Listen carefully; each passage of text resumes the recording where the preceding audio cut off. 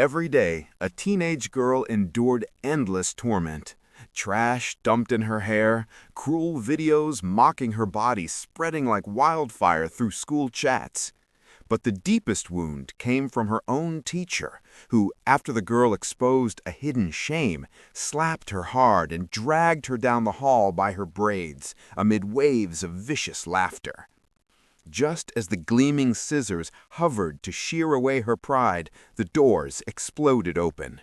A fierce woman in a black leather jacket charged in, backed by a thunderous crew of Hell's Angels bikers, her gaze like fire. "Lay one more finger on my daughter and you'll all wish you'd never been born." What kind of force could make the principal quake, fire every biased teacher, and banish the bullies in a single shattering morning?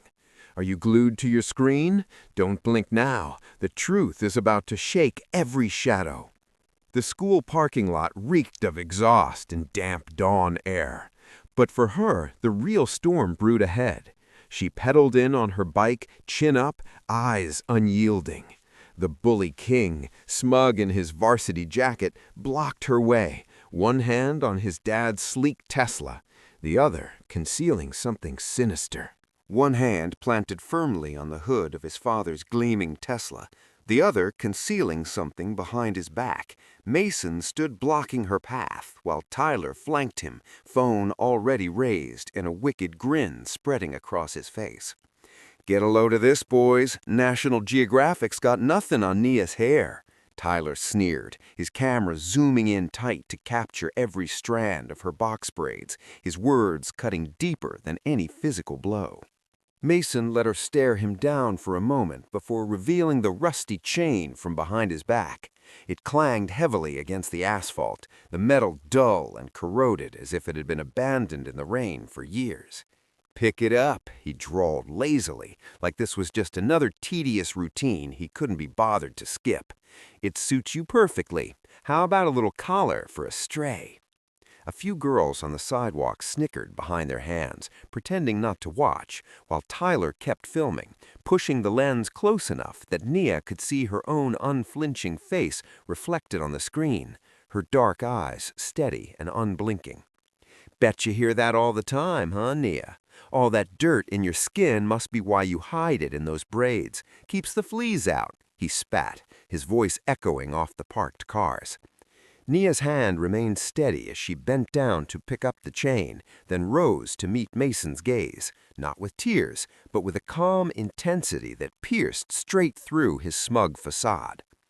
"You know," she said evenly, "your brain's even shorter than this leash, Mason. Find a new trick. This one's worn out." For a split second, Mason's smirk faltered, but he quickly leaned in close enough for her to catch the sharp cologne barely masking last night's alcohol on his breath, and whispered, "I know all about your dad. Everyone does. Drunk mechanic, right? Tell me, Nia, how does it feel to be the trash nobody ever bothered to take out?" The words struck hard. A brief flicker of pain crossed her eyes, but it disappeared just as fast. She refused to break eye contact or even blink. Tyler circled them, still filming, desperate for a reaction worth posting. "Smile for TikTok, girl. Show us how tough you really are." Nia shot him a glare sharp enough to silence anyone with a shred of sense. Mason hated losing the spotlight, so he stepped closer, his voice dropping to a cold menace. "You'd better watch that mouth. Oak Ridge has a long memory, especially when your daddy made enemies in every garage from here to Highway 9. People don't forget garbage." Nia straightened fully, the chain dangling loosely from her hand. "Then I'll just have to remind them that not all trash belongs in the dump," she fired back. For an instant, Mason looked ready to lash out, but a vibration from his phone stopped him. An anonymous message buzzed through.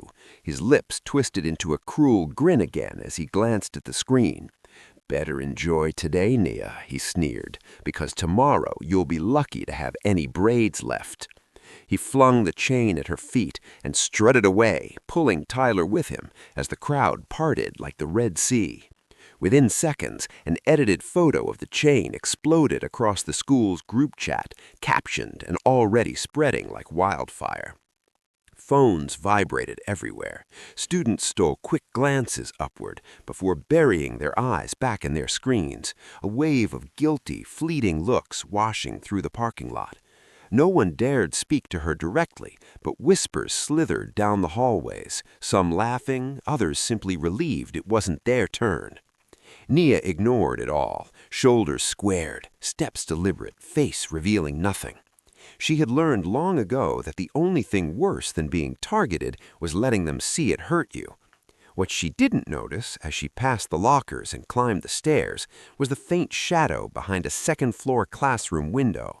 Mrs. Harlan, the teacher with perpetually sharp eyes and a tight, unforgiving mouth, stood watching Nia's every move, arms crossed, and a small, secretive smile playing on her lips. She had witnessed the entire confrontation without so much as moving the blinds. At her locker, Nia discovered a crude cartoon of a dog wearing braids taped to the door, jagged, ugly Sharpie lines mocking her. She peeled it off silently and crushed it in her fist. Over her shoulder, Tyler's laughter rang out as he boasted about capturing the perfect shot and teased that something even bigger was on the way. The cafeteria at Oak Ridge was a chaotic cage of overlapping voices, every table crammed and every sound ricocheting off the walls, yet the thickest tension hung in the silent bubble surrounding Nia as she navigated the lunch line. Tyler was already parked with Mason at the corner table, their heads bent close in hushed scheming, when Nia settled alone at a distant edge of the room. Mason suddenly rose, balancing a lunch tray and flashing a slick, oily smile that sent chills across her skin. He paused right beside her, holding the tray like some fake olive branch. "You know, Nia, maybe I came on a little strong this morning," he announced, loudly enough for nearby tables to hear. "Let's just start fresh." "I brought you something special, my treat," he added with mock generosity. Tyler snorted from his seat. "Special? Yeah, real home-style vibes." Nia eyed the tray warily but kept her hand still. The entire cafeteria had fallen unnaturally quiet, curious stares swiveling their way. Mason pushed the tray closer, his tone dripping with false sweetness. "Come on, it's not poisoned, unless you're allergic to actual flavor." Laughter rippled sharply from his group, hungry and expectant. Finally, Nia lifted the lid. The stench struck first, raw, greasy, nauseating. Heaped carelessly inside were chunks of uncooked pigskin, slick and pink, with scraps of paper tucked among them, each scrawled repeatedly in black marker with the slur that locked her jaw tight. Gasps escaped from a few tables. Tyler jumped in before she could respond. "But that's just like back home, right? Real soul food. Go ahead, dig in." Nia stayed silent, though the tray shook slightly in her grip. She stared at Mason, waiting for his mask to slip, but he only grinned wider, thriving on the twisted energy filling the room. "It's a gift," he pressed. "Accept it, or do you think you're too good for the rest of us?" His voice hardened as he prodded further. Someone nearby half rose as if to intervene, then sank back down. Nia's heart pounded, yet she kept her tone level. "You blew all that cash just to prove what a clown you are, Mason?" Tyler's phone was already out, recording every flicker of her expression, every breath. "Smile for the camera, Nia. Let everyone see how grateful you are," he taunted. Mason leaned in so close only she could hear. "You should be thankful. I even made sure nobody spat in it this time." The final words lingered heavy and vile. Then, in one swift motion, he snatched her juice box and poured it out, a vivid red cascade flooding her open backpack and drenching the neat pages of the essay she'd labored over in the dark. Nia stared at the ruined work, her name bleeding pink across the lines. Something inside her broke loose. She shot up so fast her chair scraped loudly backward. Before anyone could move, she seized the revolting tray and flipped it in one smooth arc, dumping the entire mess, raw meat, greasy notes, everything, straight onto Mason's pristine white designer sneakers. The cafeteria went dead silent except for the wet smack of grease and ink splattering across hundreds of dollars of imported leather. Mason's face drained of color, twisting in shock. For a frozen second, no one breathed. Then chaos erupted, gasps turning to shouts, outrage mixing with sudden bursts of laughter from corners that had never dared mock Mason before. He lunged toward Nia, fist rising, but he was too slow. Out of nowhere, Mrs. Harlan appeared, her heels striking the floor like gunfire. She forced her way between them, but instead of restraining Mason, she whirled on Nia with icy authority. "Enough! What do you think you're doing, young lady?" she demanded, ignoring the filth on the floor and the hatred burning in Mason's eyes. Nia opened her mouth to explain, but Mrs. Harling raised her hand to cut her off. "You've disrupted the entire lunch period and damaged private property. Do you have anything to say for yourself?" Nia locked her jaw and held the teacher's stare. Mason dramatically wiped at his ruined shoes, every motion exaggerated and pitiful. "She did it on purpose. I was trying to make peace," he whined loudly. Tyler piled on immediately. "He's right. She's been acting strange all day. You should search her bag for weapons or something." Mrs. Harlan didn't hesitate. She fixed Nia with a cold, unyielding glare. "If you want to remain at this school, you'll apologize to Mason and clean those shoes right here, right now." Her voice carried across the hushed room like a verdict. "Otherwise, I have no choice but to suspend you for violence and gross misconduct." She stepped closer, lips curling into a razor-thin smile. "On your knees, Nia. Fix this, or you can leave Oak Ridge for good," she delivered slowly, each word deliberate. Nia met her gaze, chest rising and falling fast. Mason smirked, already tasting victory. Tyler zoomed in tight on her face, hungry for tears or breakdown, anything viral for the group chat. In that instant, Nia understood Mrs. Harlan wasn't there to teach or protect. She was there to hunt, to turn Nia into an example for everyone watching. A predatory glint shone in the teacher's eyes that turned Nia's stomach. She wasn't enforcing rules. She was savoring the pain. Mason nudged his soiled shoes forward, his voice thick with triumph. "Go on, show us you know your place." But Nia stood frozen, fists clenched, breath quickening. Her silence rang louder than any scream. Finally, the bell shattered it. Mrs. Harlan leaned in, her voice a venomous whisper only Nia could hear. "You've made your choice. Don't expect mercy when payment comes due." She spun away, collecting Mason and Tyler with a sharp nod that promised escalation. Nia remained alone as the cafeteria emptied, clutching her ruined essay, the bitter taste of humiliation searing her throat. She knew this wasn't the end. It had only grown sharper. Nia slipped into the art room last, clutching her backpack strap tight against her shoulder, her jaw rigid from the lingering sting of the cafeteria ordeal. She quickly scanned the space, hoping for any hint that this might pass as a normal lesson, but the subtle curl at the corners of Mrs. Harlan's lips warned her that nothing about today would be ordinary. Mrs. Harlan summoned her forward with a sharp, clipped tone. "Nia, you'll serve as the model for Mason's latest portrait. Take the stool. Stay still. No talking." Mason smirked from his easel, sketchpad open and pencil drumming restlessly. Tyler hovered close, as always, fiddling suspiciously with something hidden under the table, his fixation on the worn wooden stool anything but innocent. Nia settled onto it, steeling herself to betray no trace of dread. The class observed in uneasy silence, some feigning concentration on their own work, while others whispered openly as Mason studied her with a chilling, appraising stare. "Keep your head high, Nia, like you've still got some pride left," he mocked. Mrs. Harlan offered no rebuke, merely flicking her hand dismissively. "Let's begin. Art, after all, uncovers truth." Tyler let out a low snicker. "Yeah, we'll see about that." The minutes stretched agonizingly. Mason drew deliberately slowly, his gaze shifting between her face and her braids, each stroke feeling like deliberate punishment.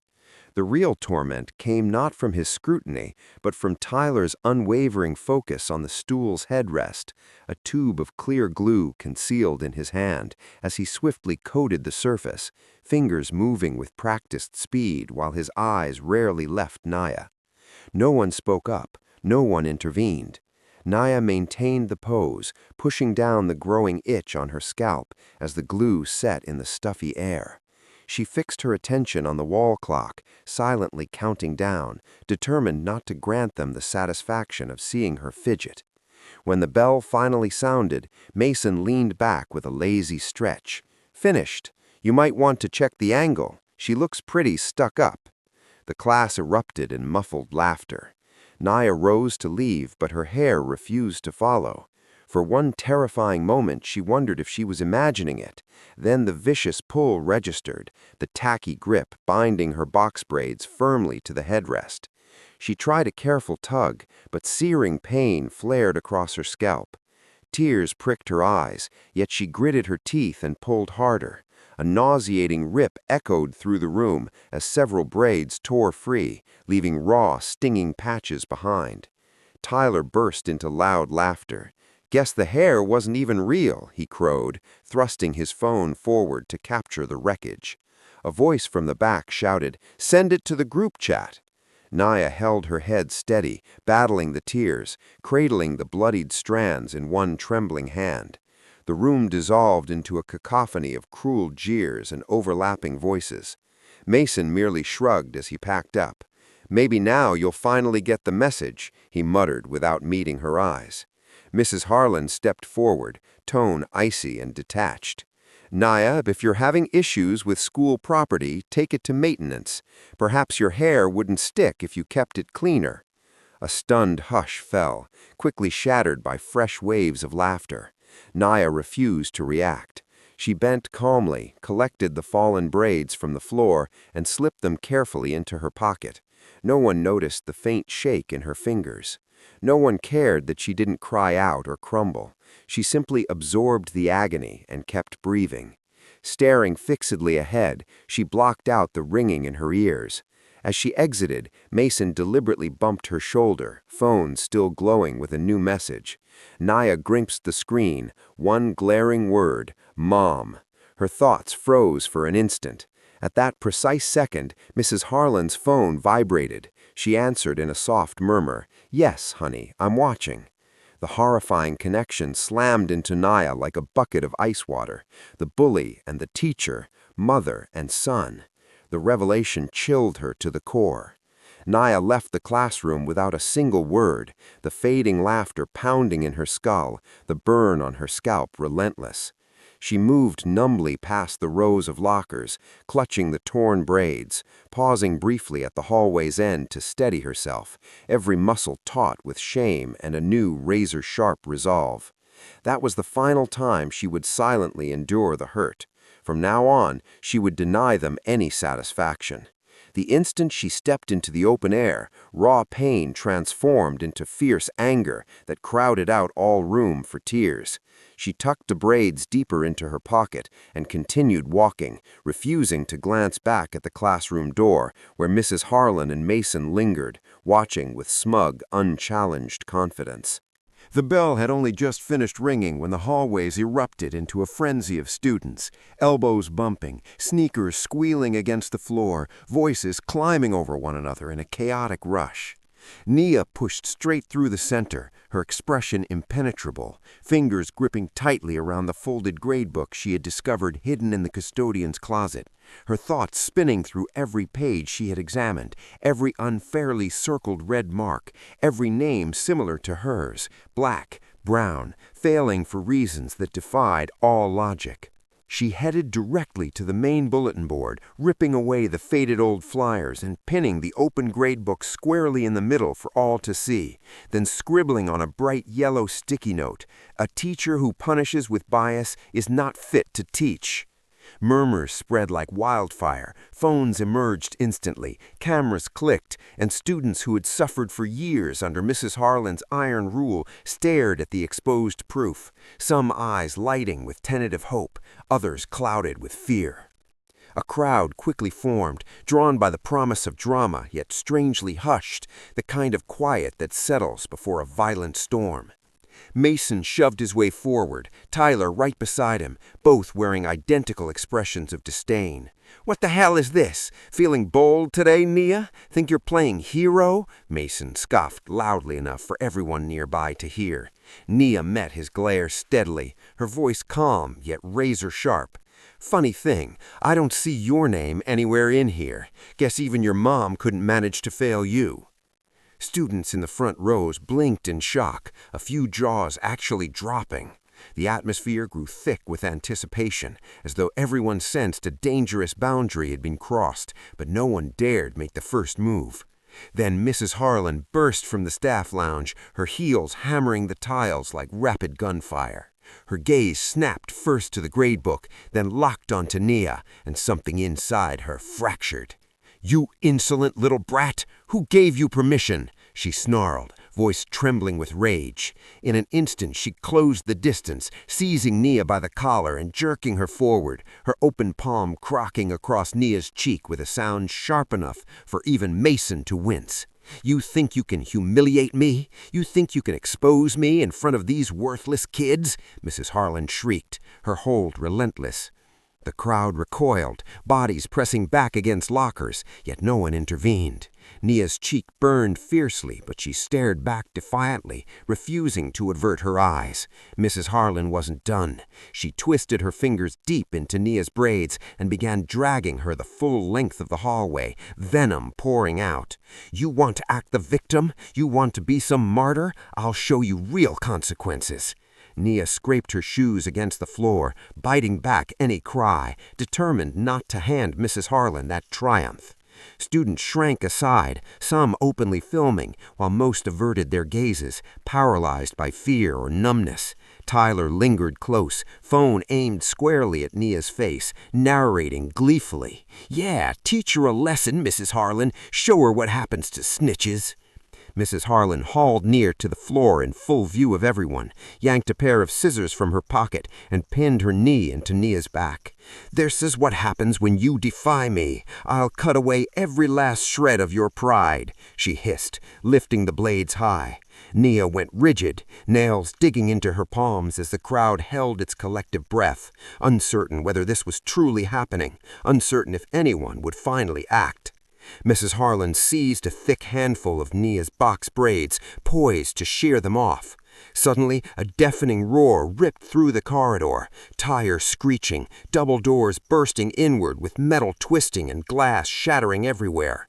A massive black pickup truck roared into the hallway, engine snarling, headlights blinding, followed by the earth-shaking rumble of motorcycles that vibrated the lockers. Chaos exploded in an instant, students scattering, teachers yelling, phones thrust upward to capture everything. The truck skidded to a halt, mere inches from Mrs. Harlan and Nia. Doors flung open, and Lena emerged, boots striking the tile with commanding authority, leather jacket gleaming, jaw clenched, eyes blazing with pure fury. 10 enormous bikers poured from the truck and dismounted their bikes, each one built like a wall and radiating menace. Lena took in the scene with one sweeping glance, her daughter pinned beneath Mrs. Harlan, scissors raised, Mason and Tyler hovering in the background, hundreds of students frozen in shock. She strode forward, snatched a steel pipe from the truck bed and leveled it straight at Mrs. Harlan. "Remove your hands from my daughter right now, or I'll turn this entire school into scrap metal," she stated low and deadly. Mrs. Harlan's confidence wavered for the first time. "You can't threaten me," she snapped, though her hands trembled visibly. Lena didn't flinch. "That's not a threat, it's a guarantee. Release her, or tenure won't save you from what's coming." An oppressive silence blanketed the hall. Tyler whispered under his breath, "Holy hell, that's actually her mom." Mason turned ashen, fingers twitching nervously. One towering biker stepped into his path, growling low, "Don't even consider it, kid." Voices in the crowd began to rise in a chant, "Let her go! Let her go!" And the balance of power shifted unmistakably away from Mrs. Harlan toward the woman gripping the steel pipe. The teacher attempted to reclaim her authority, straightening her blazer and forcing her lips into that familiar practiced sneer she had worn for years. "You think you can barge in here and threaten school staff?" Mrs. Harlan snapped, scanning the onlookers for any sign of backing. But she received only the exhausted silence of a crowd that already sensed the tide had turned. "You're trespassing. I'll have you arrested. There are rules here, Mrs. Rivers, consequences," she pressed on, forcing confidence into her voice. But Lena advanced one deliberate step, narrowing the distance, her tone flat and icy. "Your rules don't matter to me when you've put your hands on my daughter." In a flash, Lena's open hand whipped across Mrs. Harlan's cheek, the sharp crack echoing like a gunshot. The teacher staggered back, stunned, speechless, clutching the wall for balance. Gasps rippled through the students. Whispers erupted as eyes fixed on the two women locked in confrontation. Principal Whitaker suddenly appeared, tie crooked, face flushed with alarm. "That's enough. I'm calling the police right now," he blustered, fumbling desperately with his phone in a bid to regain authority. Lena remained unflinching. She lifted her own phone with calm precision. "Go right ahead. In fact, call the governor while you're at it. Let him know Oak Ridge just lost the $5 million pledge I made to his campaign." Principal Whitaker froze mid-dial, phone dangling, mouth agape. "What are you talking about?" he stammered. Lena's lips curved faintly. "I own the company that supplies every school in this district. 40% of the board answers to me. Threaten me, and you lose it all. Funding, equipment, perhaps even your position. So please make that call." Mrs. Harlan tried to rally. "Don't listen to her. This is pure intimidation." Lena turned to her, voice low and lethal. "Intimidation? No. This is accountability. You laid hands on my child. You humiliated her. You abused your authority because you believed no one would ever challenge you." She swept her gaze across the hallway, meeting the eyes of students, teachers, even the janitor hovering at the far end. "And this isn't the first time, is it, Lena?" Pressed, never breaking eye contact with Mrs. Harlan. "How many kids have you failed simply for being too loud, too different, too black?" Mrs. Harlan sputtered incoherently, but Lena silenced her with a sharp gesture. "Save it. Everyone here knows exactly who you are." Principal Whitaker attempted once more. "Mrs. Rivers, surely we can resolve this reasonably. No need for police or anything else." But Lena cut him off cleanly. "You involved everyone the moment you allowed her to treat this school like her private empire." She motioned toward the students pressed against lockers and the staff peeking from doorways.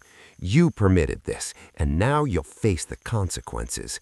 You want games? Fine, let's play." She dialed a number, switched to speaker, and held the phone up for all to hear. "Hi, Jerry, Lena Rivers. Oak Ridge is finished. Cancel the contract, reroute all shipments to Westfield, and make sure the governor understands exactly why. He'll have my number." The reply came immediately. "Yes, ma'am, it'll be handled by noon." Mrs. Harlan's face went bloodless. Principal Whitaker looked ready to collapse. "You can't just—" he began weakly, but Lena interrupted again. "I already have." Nia, standing just behind her mother, felt an unfamiliar rush of strength surge through her. This was the Lena of whispered legends, the woman who commanded trucking unions, outmaneuvered senators, and never lost a fight she chose. Yet in this moment, Lena glanced back at her daughter, her voice softening ever so slightly. "You're safe now. No one touches you again." Mason, feeling the noose tighten, tried to slip away through the crowd, but halfway down the hall, a massive biker planted himself in his path, arms crossed. "Where do you think you're going, tough guy? Party is only starting." Mason paused, glancing desperately at his mother, then at Lena and the wall of bikers, his usual swagger finally cracking. Nearby students murmured excitedly as phones captured every second. Even Tyler, normally quick with a jab, stayed silent, eyes flicking nervously between the adults.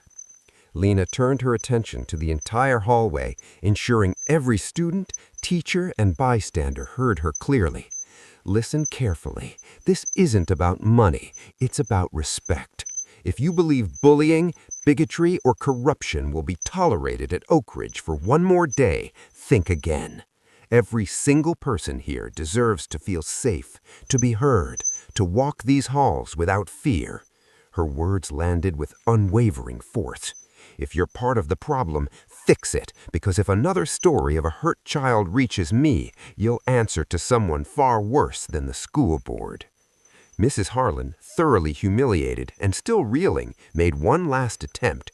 You can't threaten me in my own workplace. I have rights. Lena laughed a single cutting laugh. You forfeited your rights the instant you touched a child. Now you answer to me and to every parent in this district, sick of your brand of teaching.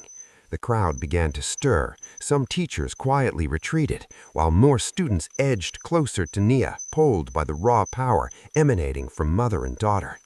Principal Whitaker finally lowered his phone in defeat. "What exactly do you want, Mrs. Rivers?" he asked, voice subdued.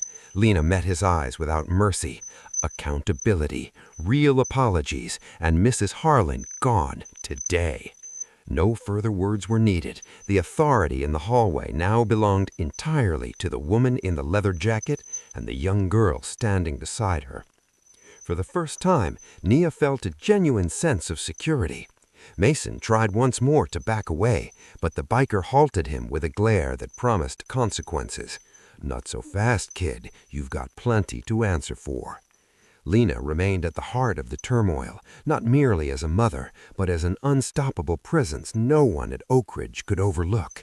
The Hell's Angels arrayed behind her in gleaming leather and steel, their stares unyielding. Their loyalty to Lena ran deeper than any paycheck could reach. Each one carried a debt of gratitude for the second chance she had given them.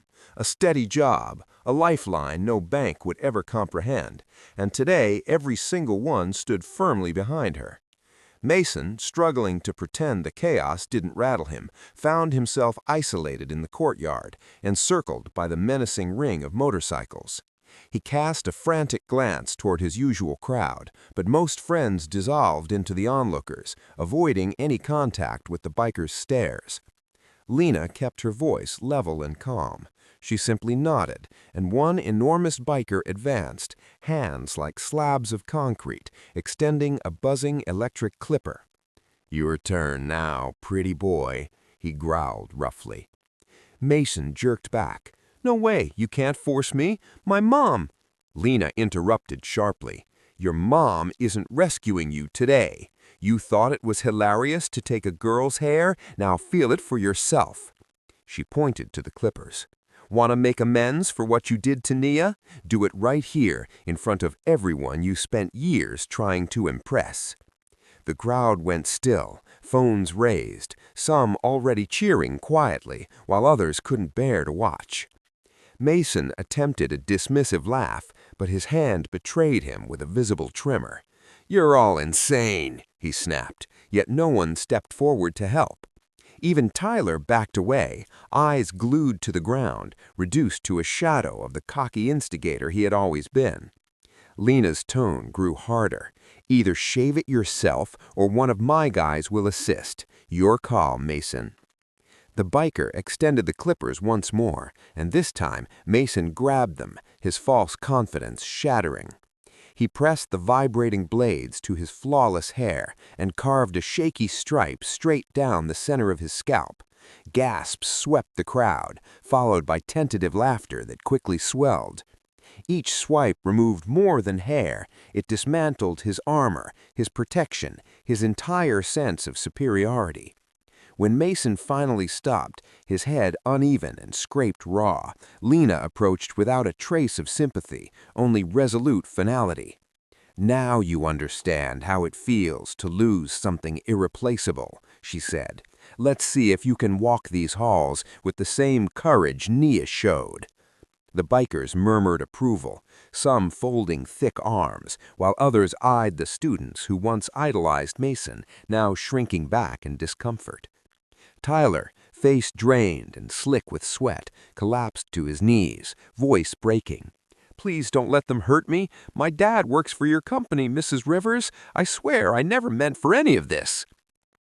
Lena regarded him coolly, unimpressed. "Want to save your skin? Then start with the truth." Tyler nodded wildly. "It was all Mason. He filmed everything. The assaults, the bullying, all the stuff no one else saw. He hides it in a secret folder on his phone. I'll show you. Just keep them away from me." Lena signaled one of her crew, who yanked Tyler upright. "Lead the way, kid." Whispers rippled through the students as the atmosphere shifted unmistakably. Nia observed silently, fists clenched at her sides, absorbing the surreal sight of her former tormentors diminished and exposed. Lena raised her voice over the growing murmur. "From this day on, anyone who touches Nia answers to me and to every soul you see standing with me right now." She pivoted slowly, scanning the schoolyard with a challenging stare that dared contradiction. None came. The bikers fired up their engines again, revving them just enough to underscore who held control. Mason, arrogant, stripped bare, stood limp with hands hanging uselessly, his humiliation complete. Students who once hung on his every word now gaped in disbelief or averted their eyes in shame. Tyler, frantic to earn Lena's mercy, fumbled out his phone and opened the concealed folders, revealing Mason's vast collection of recorded cruelty to the bikers. The evidence was damning, clip after clip, each a fresh indictment. Lena didn't spare Mason a glance as she instructed her men to secure it all. "Forward everything to the principal and the district. Make certain it goes public. No more secrets, no more cover-ups." In the background, an old teacher ventured a protest.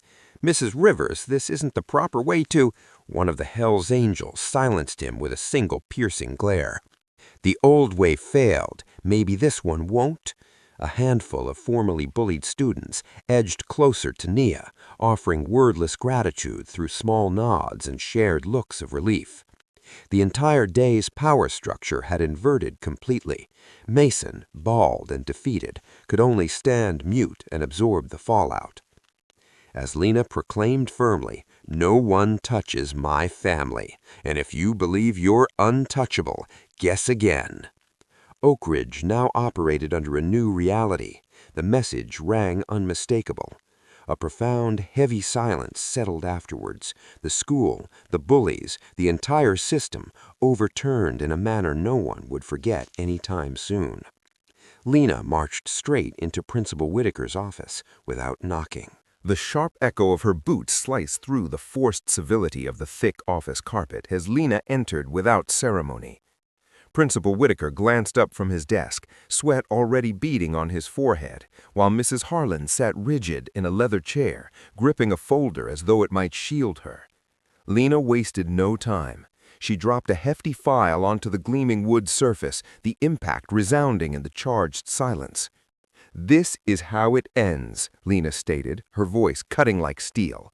"Both of you will answer for what you've done to my daughter and to every child in this building." Principal Whitaker attempted to protest. "Mrs. Rivers, if this is about the earlier incident," but Lena silenced him instantly. "Don't insult me. This is about years of corruption in your school and the funds you siphoned to hide it." She flipped open the folder, revealing pages of bank statements, falsified signatures, and illicit transfers diverting library money directly into accounts tied to both Whitaker and Mrs. Harlan. Whitaker's face turned ashen. "How did you obtain these?" he demanded weakly. Lena offered a cold, satisfied smile. "You'd be surprised how many truckers have children here. Word of advice? Don't toss sensitive receipts in the recycling." Mrs. Harlan interjected, voice shrill and fragile. "This is all a misunderstanding. Whitaker made me do it." Lena fixed her with a withering stare. "Spare me. You both chose this path, and now you have one last choice. Sign confessions, resign immediately, and leave with nothing, or I forward everything to the district attorney. 10 years in prison, and when you emerge, you'll be grateful for janitorial work." Whitaker buried his face in his hands, breath ragged, while Mrs. Harlan's composure shattered, tears spilling as she clutched desperately at Lena's sleeve. "Please, I have nothing left. I was only trying to protect my son." Lena pulled away sharply. "Did you show mercy when my daughter pleaded? Did you care about anyone else's survival? You humiliated her, dragged her across the floor, and reveled in it. Now beg." Whitaker looked on the verge of collapse. "My family, my home." Lena slid another document forward, expression unchanging. "This home?" She tapped the page. "I purchased your mortgage this morning, Mrs. Harlan. You'll be out by evening. The bank is already changing the locks." A heavy, stunned quiet enveloped the room. Mrs. Harlan sobbed openly, clutching her chest. "You can't! You simply can't!" Lena leaned in, tone absolute. "I already have, and if you ever return to this town, every parent, teacher, and student will know exactly what you are." She shifted her gaze to Whitaker.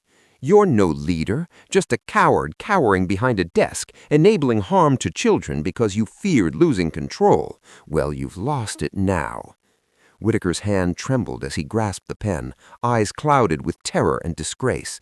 "Is anything left for me?" he whispered. Lena replied coolly, "Sign quietly and vanish, or face a very public trial. Your decision."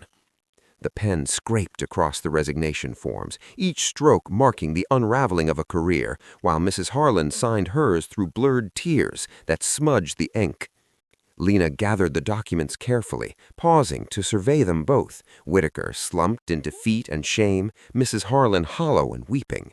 "Let this serve as your lesson. You believed yourselves invincible, free to take whatever you wanted because no one would resist. That ends today," she declared, standing tall with the commanding presence that rumors had always described. "When you dragged my daughter down that hallway, did you hear her silence? Did you care? Carry that memory the next time you plead for leniency." The words struck deep. Whitaker couldn't meet her eyes, and Mrs. Harlan sank further into despair, confronting the irreversible loss of her former life. Lena offered no space for gratitude or further excuses. She left the signed papers for legal retrieval and exited decisively, the door closing firmly behind her. As she passed a cluster of teachers murmuring nervously in the corridor, she halted briefly, meeting each gaze in turn. "Start genuinely caring for your students, or you're next." Then she continued on, her commanding aura lingering long after her footsteps receded. In the emptied office, Whitaker stared blankly at his resignation, the weight of total defeat settling in, while Mrs. Harlan clung to her back, utterly lost, aware she had forfeited her career, her home, and her standing in one devastating morning. By the time Lena reached the parking lot, whispers had already raced through the building, students peering from windows, staff exchanging frantic texts, and Naya, observing from the crowd's edge, felt an immense burden ease, one she hadn't fully acknowledged until it began to lift. Justice wore a different face that day. Not the one hidden behind an imposing desk or pinned with a teacher's badge, but the fierce determination of a woman who refused to let silence prevail. In that instant, Principal Whitaker grasped a truth he would never voice aloud. True authority at Oak Ridge had never resided with the administration. It belonged to whoever possessed the courage to dismantle outdated rules and demand true accountability. Mason had long treated the boys' locker room as his private domain, but the atmosphere felt utterly transformed now. No mocking cheers, no swagger, only a heavy tension punctuated by the deep, ominous murmurs of bikers positioned just beyond the door. Nia entered with her chin lifted, each footstep carrying newfound command. Mason huddled in the corner, no longer the hunter, but the hunted, his gaze flicking nervously toward the blocked exit and the imposing figures guarding it. He began to object the second he spotted her. "You don't get to boss me around. You think you're royalty now?" His words wavered, stripped of their former assurance. Nia wasted no energy on retorts. She positioned herself directly before him, speaking with unflinching calm that made him visibly diminish. Open every locker you've ever used to hide stolen items. Remove everything that isn't yours. Today, you return it all, and you'll write an apology letter to every person you've harmed, no fewer than 100, or you don't leave this room." He forced a laugh at first, but it faded abruptly when a biker rapped sharply on the door and rumbled, "Tick-tock, kid, time's running out." Compelled to comply, Mason fumbled with lock after lock, hands unsteady. Some contained only forgotten sneakers, but others revealed deeper wrongs. Notebooks with owners' names scratched out, shattered headphones, a vintage Polaroid camera, ripped jackets, wallets, inexpensive jewelry, each tied to a hallway shove, a vicious prank, or a leaked recording meant to wound. Nia observed without a flicker of sympathy. "Read the names aloud," she commanded, "and make it right." One by one, Mason piled the items on the bench, his breathing shallow as the mound grew. She passed him a thick stack of blank cards. "You know who they belong to. Write it. I'm sorry for what I did. I took something from you and never returned it." His initial scrawls were careless, but they grew increasingly frantic as the gravity pressed in. Bikers checked progress every 10 minutes. "Still not finished?" one taunted. Mason shook his head, fingers cramping. Around the 50th card, he opened a locker untouched for over a year. Buried beneath rumpled clothes lay a small wooden box bearing a faded military emblem. Nia's eyes sharpened as she lifted and opened it, revealing a tarnished silver ring, a photograph of a young black man in uniform, and a folded letter addressed "To my son." Mason paled. "It's nothing, just trash." Nia saw through the lie instantly. She held up the photo. "Who is this?" He hesitated before mumbling, "Some pathetic freshman. His dad died. He wouldn't stop crying about it, so I took the box. Figured he'd move on." A nearby biker shook his head in revulsion. Nia's voice turned frigid. "You stole the last keepsake a boy had of his father, and you did it for amusement." Mason couldn't hold her gaze. I wasn't thinking straight." Nia stared a moment longer, then left the locker room to locate the owner, a thin boy who had spent the past year shrinking from everyone, shoulders perpetually curved inward, voice scarcely audible. She placed the box gently in his hands. His eyes widened as tears welled. "You found it? I thought it was lost forever." Nia nodded. "It's yours again. No one will ever take it away." Returning to the locker room, she found Mason laboring over the remaining notes, lines blurring, handwriting deteriorating, hands throbbing while the bikers maintained relentless pressure. 50 more to go, kid. Keep moving." He pressed on, each word now a reluctant admission, each sentence a long overdue confrontation with his past. The full weight finally crashed down. He sensed the invisible stares of every victim haunting his conscience. By the 70th note, his former arrogance had evaporated. "How many left?" he rasped. Nia stood framed in the doorway, arms crossed. "Until you've apologized to everyone, until you truly grasp the price of instilling fear." He surveyed the towering pile of stolen goods, the stack of confessions, the immovable bikers, realizing the bully he had been was gone, replaced by a boy compelled to confront his wreckage. He continued writing, hands trembling, no longer able to evade the truth. When the final apology was complete, Mason appeared merely a faint echo of the once arrogant ruler. The bikers gathered the cards, inspecting each carefully. "If even one is missing, we'll return," they cautioned.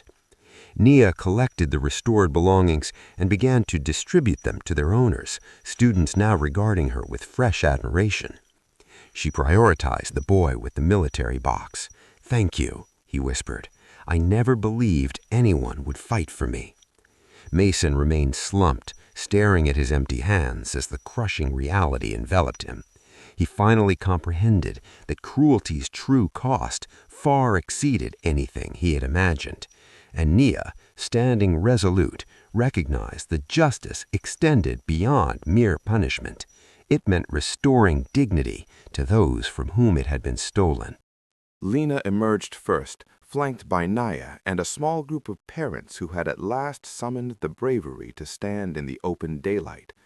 A police cruiser waited at the curb, rear door secured around Mrs. Harlan, wrists bound tightly behind her back, face streaked with tears and fury, yet no one extended the slightest comfort. For the first time in years, the Oak Ridge community stood together, anger and relief intertwined as the entrenched old regime was paraded out for the world to witness. Lena skipped all formalities and approached the microphone, her voice precise and unwavering. Today marks the end of Oak Ridge shielding bullies, whether they wear student uniforms or teacher badges.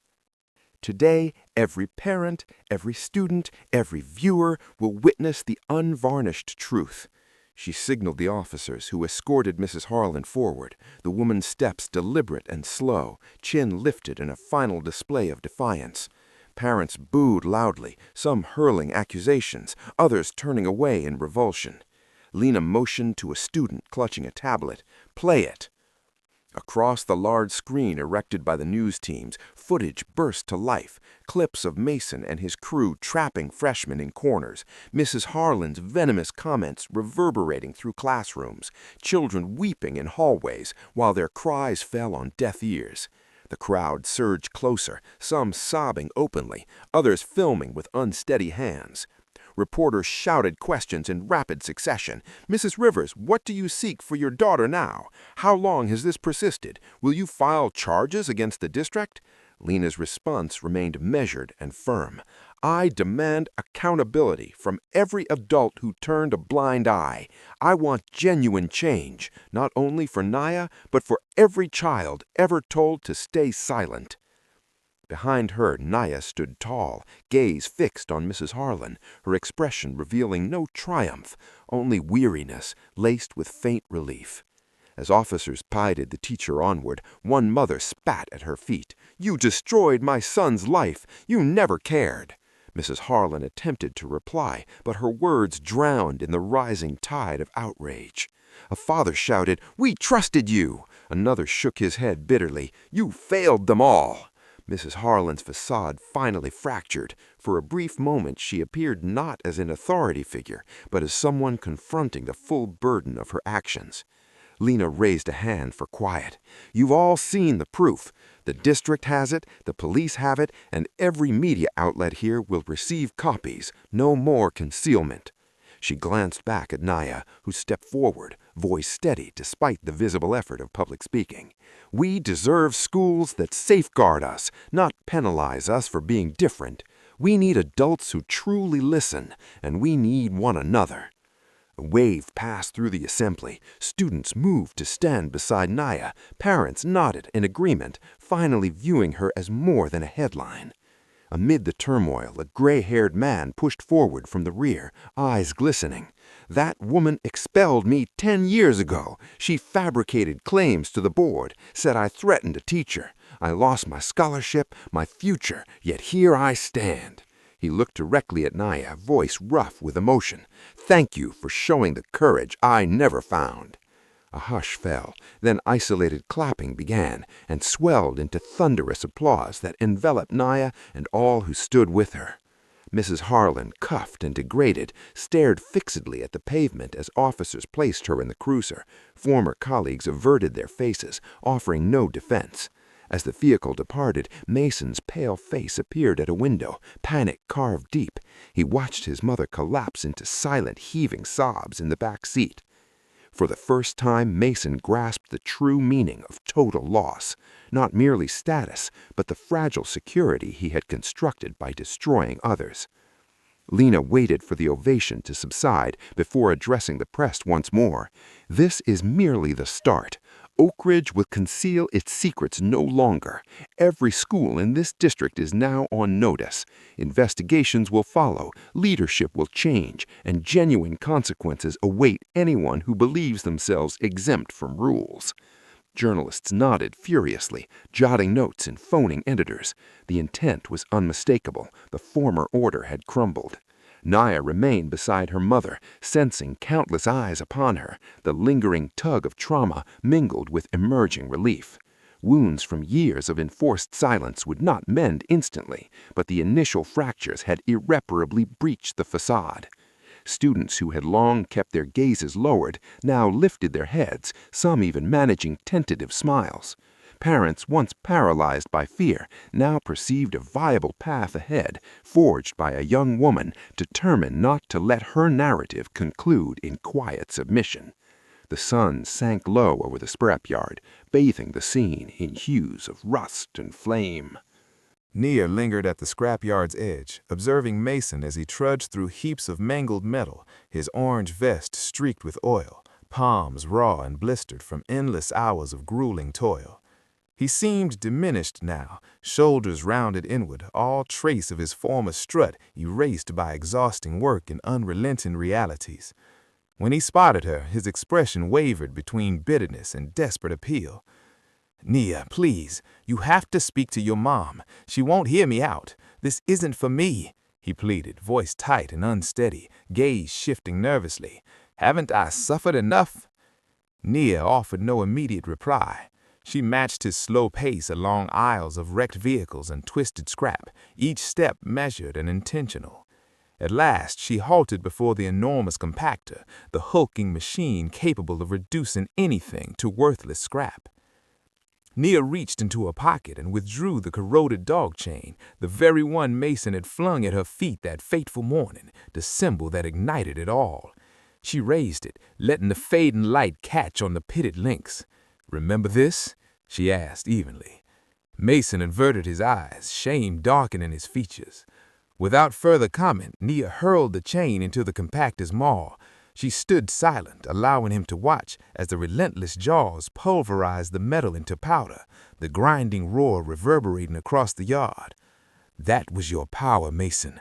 Every threat, every slur, every ounce of terror you inflicted on me and others.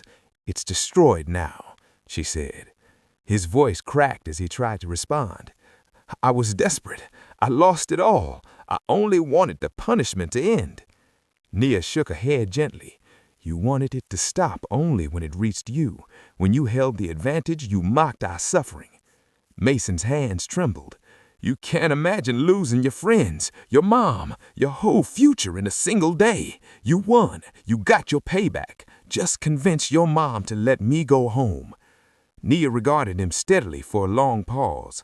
"Do you truly believe this is revenge?" she asked, calm and resolute. "I could despise you, and perhaps part of me once did, but I refuse to lug that hatred through my life. I'm finished letting you define me." She continued, "My mom was prepared to forgive you, ready to close the book and allow you to rebuild. But then those messages resumed, more threats. You proved to her you hadn't changed." Mason's face slackened. "I was furious. I wasn't rational. I didn't truly mean it." Nia turned slightly, voice unwavering. "You meant every syllable. That's why she submitted the paperwork. You'll attend whatever program they assign, and you'll discover what starting over really entails. No one here will fear you ever again." He made one final plea. "Please, I can't handle this. I'm not strong enough." She met his eyes directly.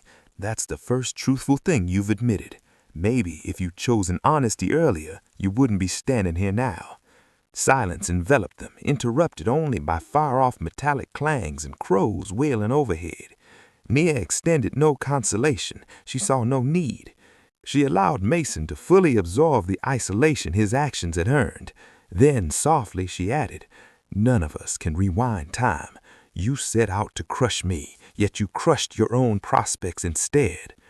Mason lowered his head and uttered defeat, words exhausted. Nia turned and walked toward the yard's boundary, the setting sun flaring orange behind her silhouette. Her spirit felt unburdened as it hadn't in years. She had confronted the monster, shattered the chain, and realized hatred was no longer necessary. Forgiveness differed from forgetting. She would always remember, yet she refused to bear his burden any longer. No more shackles, no more dread. At the gate, Lena leaned against the dented fender, arms folded. "You all right?" she asked, studying her daughter's expression closely. Nia nodded as a deep calm settled within her. "Yeah, Mom, I'm good. Let's head home." Lena's smile blended pride with profound relief. They departed together, leaving Mason amid the fading echoes of the past, absorbed by the ceaseless scrape and groan of the scrapyard.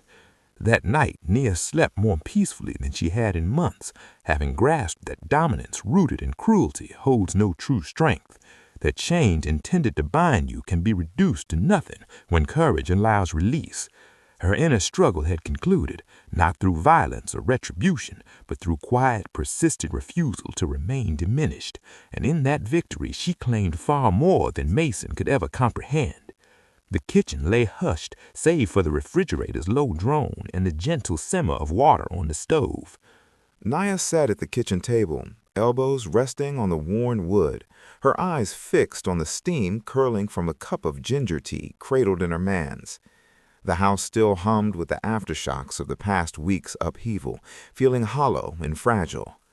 Lena moved around her, searching for words that refused to come easily, each attempt sounding forced and awkward. Finally, she reached out, her head hovering above Nia's head, drawn to the tender patch of scalp where braids had once been ripped away. Nia flinched sharply. "Don't," she said, voice clipped and final. Lena froze mid-motion, the sting of rejection cutting deeper than she had anticipated. A thick silence descended. Nia shattered it first. "You think this is finished. It isn't. Your money, your reputation, your powerful connections, they painted a target on my back. They couldn't strike at you, so they came from me instead." Her words spilled out quickly, eyes flashing with anger and exhaustion. "You believed you could purchase my safety. You assumed they respected us, but they only waited to see how far they could push before you arrived with your army." Lena sank into the chair opposite, rubbing her temples. "I thought I could shield you, Nia. I thought strength and wealth would spare you the pain I knew, but I was mistaken." Her voice cracked, revealing a vulnerability Nia had never witnessed. Nia's frustration surged. "You never explained why Dad died. You never shared why you buried everything. Why did you send me into that school completely blind?" Lena swallowed hard. "I wanted you to have a normal childhood without carrying that burden. Your father was brilliant. He could repair any engine, but people, he couldn't fix them. He worked for men who treated him like less than nothing, who dismissed his talent and slammed every door. I watched them strip away his dignity until nothing remained. He drank to escape what they'd done to him. When he died, I vowed you would never become a victim like that." Nia's anger eased slightly. "So you hid it all? You let me believe everything was normal while they lined up to tear me apart?" Lena's voice dropped low. "I thought I could outmaneuver the world. Instead, I was just another coward avoiding the truth. I believed money and walls would set you free, but I forgot that silence is its own cage. I see it clearly now. I'm sorry." For the first time, Nia saw genuine tears in her mother's eyes, silent, raw, and unguarded.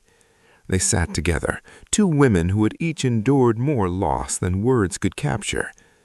Nia pushed her tea aside, voice softening. "All this time, I thought I was weak for being afraid. I believed fighting hard enough would erase it. But it matters. It always will."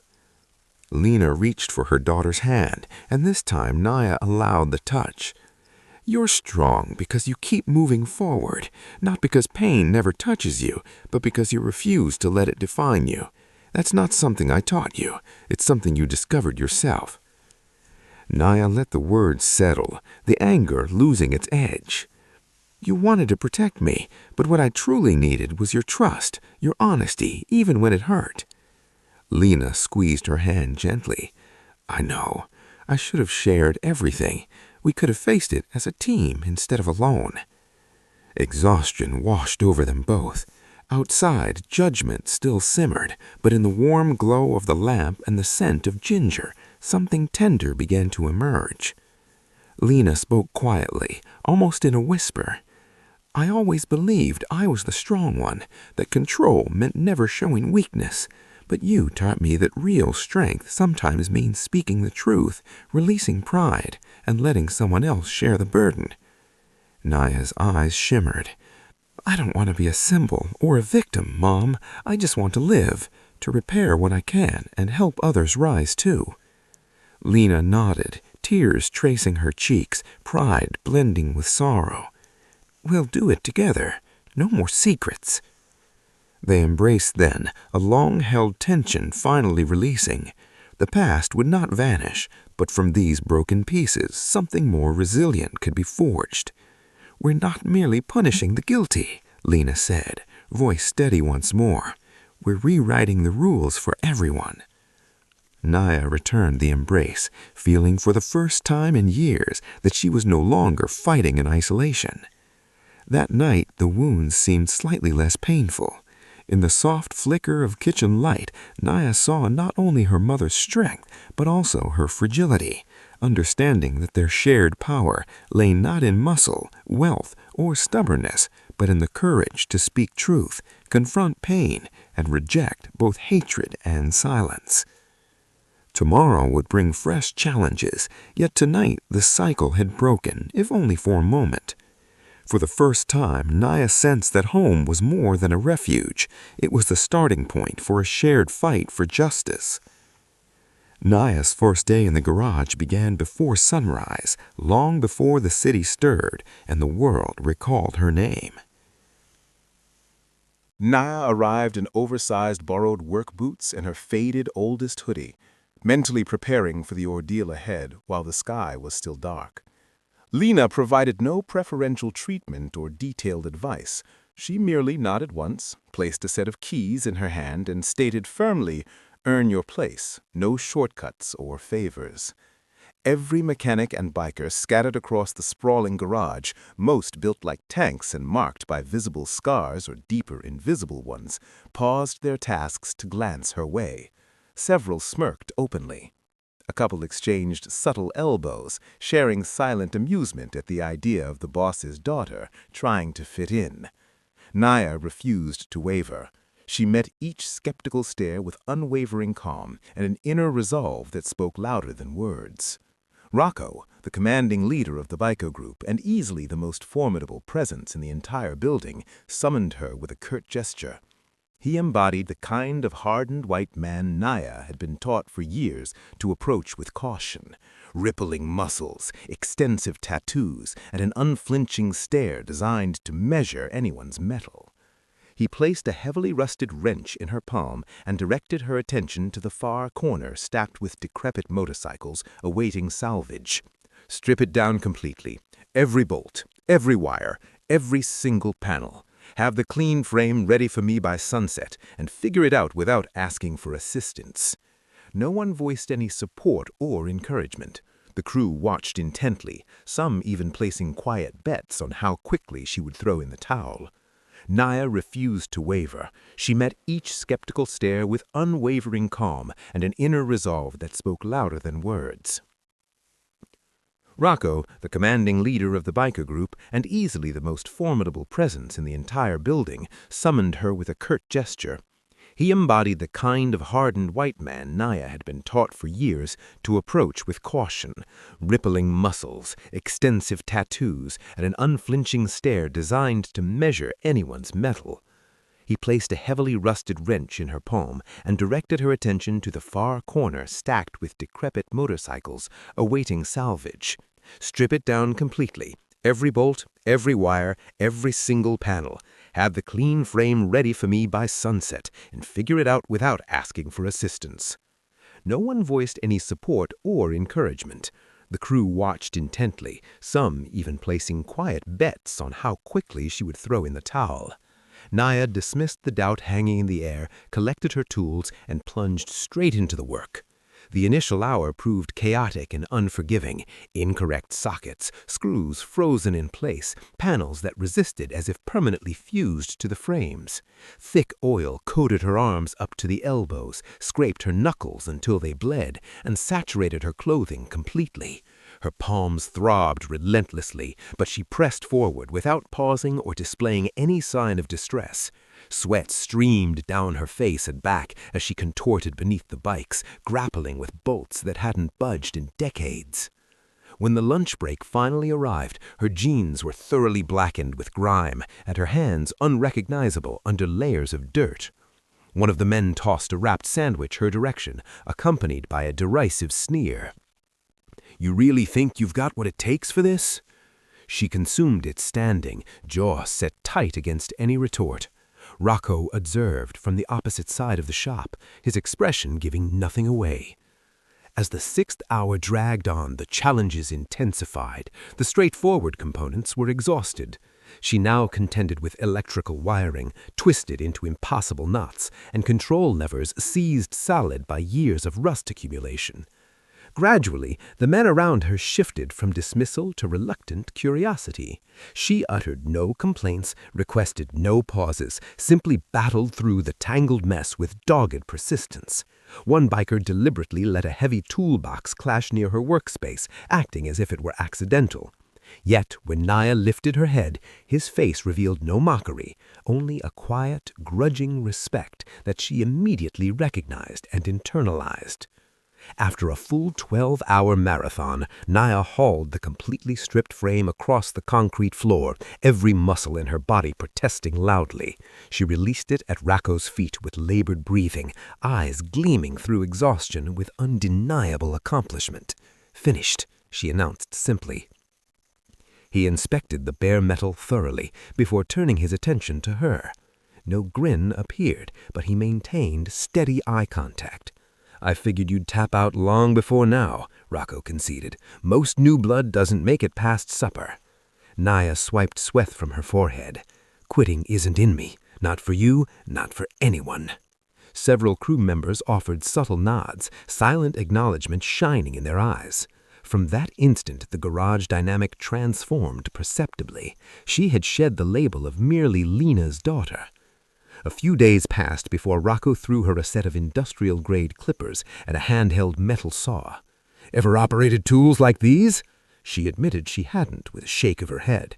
He dropped to one knee beside her, his voice unexpectedly tempered and patient.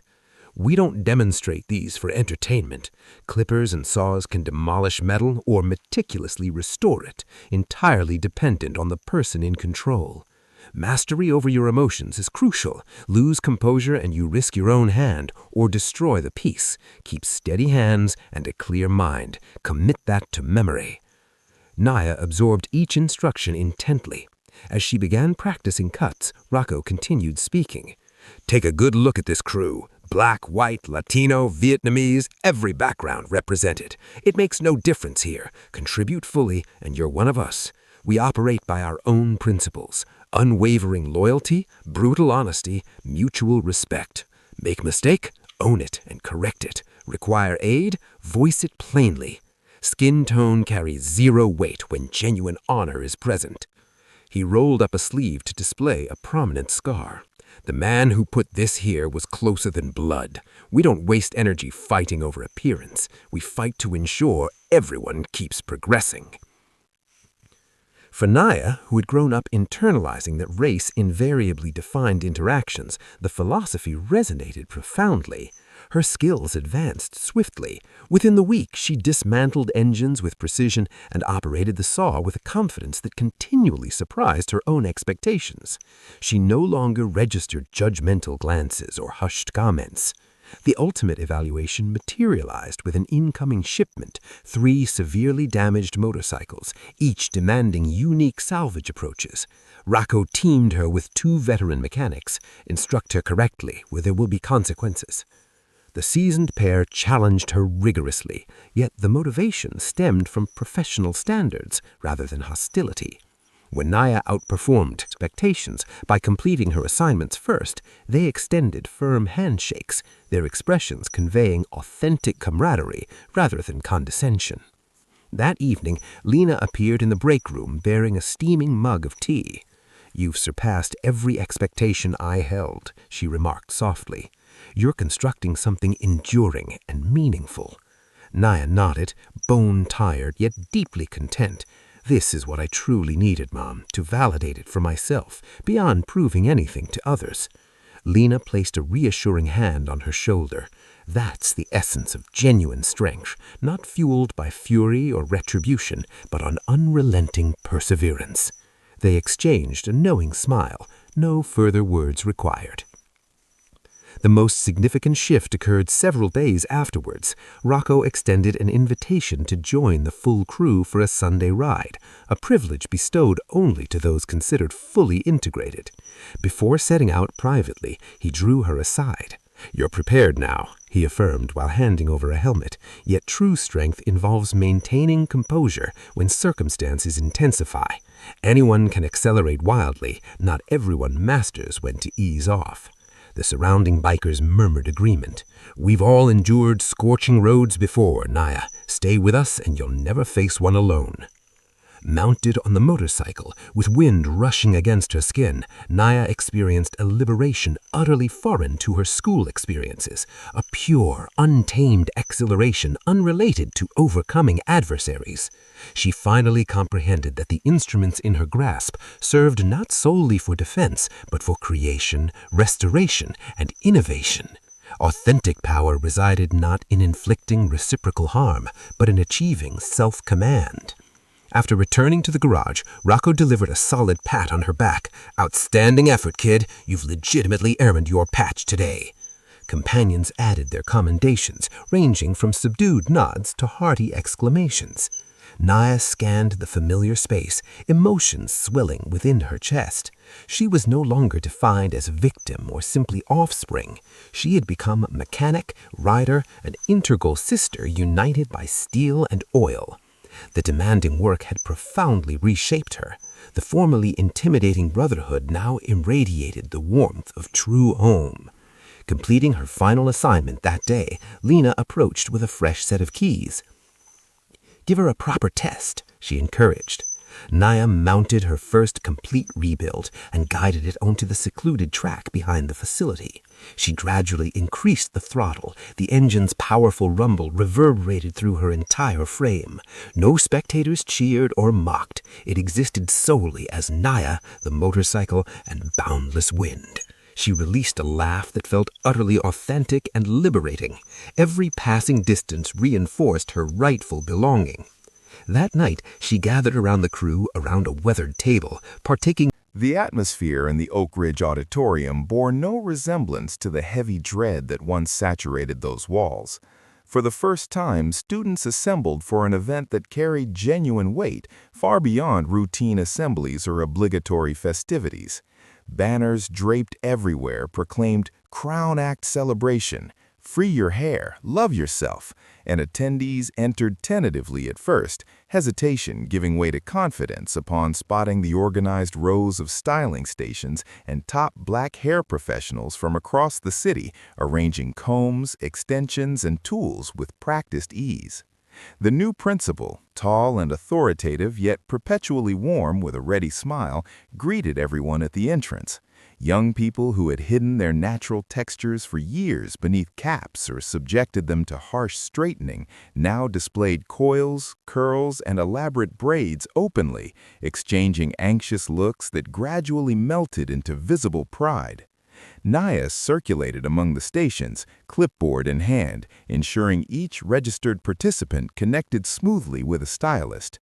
Whenever a girl settled into the chair and described her desired style, box braids, cornrows, twists, a brief pause followed, uncertainty flickering in her eyes as if silently asking, "Is it truly safe now?" Naya reassured her every single time with a firm nod. "You belong here completely. Today is yours." Her phone vibrated repeatedly with logistical updates, appreciative messages, and something far more sinister. Anonymous threats arrived in rapid succession. "You're making a grave error. You'll regret this. Events like these never end well for girls like you." Naya's jaw clenched, but she betrayed no outward fear. She had anticipated this possibility. Midway through the morning, the principal drew her aside quietly. "Shall I request another security sweep of the building?" Naya shook her head. "Hold off for now. Give me 1 hour. I have a different approach." She slipped into the compact tech booth adjacent to the gym, where she had previously established a secure link to Lena's transportation company's surveillance network. With quick, precise keystrokes, she manipulated the school's public Wi-Fi routing, traced incoming IP signals, and pinpointed the source of the latest menacing messages. The feed revealed a dim, cluttered basement where a hunched figure tapped furiously at a phone. The former Mrs. Harlan, stripped of authority, features drawn and hollow, clothing unkempt. Naya gazed at the screen and felt only compassion.